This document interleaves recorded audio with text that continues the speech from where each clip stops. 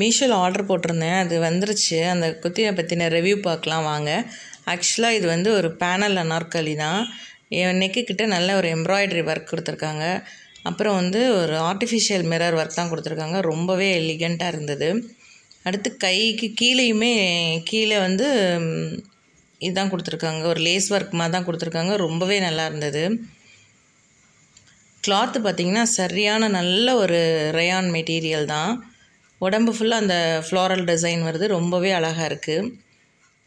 அடுத்து பார்த்திங்கன்னா கைக்குமே இதுதான் கொடுத்துருக்குறாங்க, லேஸ் ஒர்க் தான் கொடுத்துருக்காங்க. இது ஒரு 3/4 ஸ்லீவு.